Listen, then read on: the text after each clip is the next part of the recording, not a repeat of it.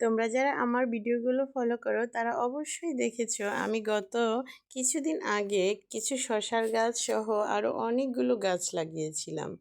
দেখো শসার পরিপূর্ণ রূপ আমার গাছে, দেখো প্রত্যেকটা পড়ে পড়েই কত শসা ধরেছে, মাশাল্লাহ। কোনো কিছু লাগিয়ে তার ফল উপভোগ করা যে কতটা মজা, যারা এসব সবজি চাষ করো শুধু তারাই বুঝবে।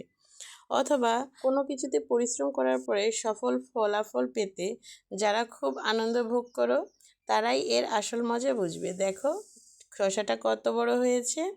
এগুলো হচ্ছে হাইব্রিড শসা। তোমরা কারা কারা এই সিজনে এই শসার গাছগুলো লাগিয়েছো কমেন্টসে জানিয়ে যেও। আমার শাশুড়ি মা আর আমি দুইজনেই এই শসার জাংলাটা খুব কষ্ট করে দিয়ে নিয়েছি, দেখো। আর এখন এই শসার জাংলাতে কত সুন্দর শসা ধরেছে। তোমরা যারা যারা শসা খেতে চাও চলে এসো আমার বাড়িতে আর নিয়ে যাও ভরি ভরি শসা। দেখো আজকের আবহাওয়াটা খুবই সুন্দর আর শসার গাছটা একদম ছোট্ট একটা জাংলার উপর অবস্থিত। তোমরা যারা যারা বাড়িতে খাওয়ার জন্য শসা লাগাও তারা এই সিজনে এই শসাটা বাড়িতে লাগিয়ে খেতে পারো।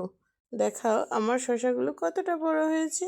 আজকে আমি খুবই খুশি, তাই তোমাদের সাথে এই ছোট ছোট খুশির মুহূর্তগুলো শেয়ার করেছি। আর দেখো শসা গাছের মাথাটা ছেড়ে দিয়েছি যাতে আরও অনেক খুশি হয়। Thanks for watching my video. আল্লাহ হাফেজ।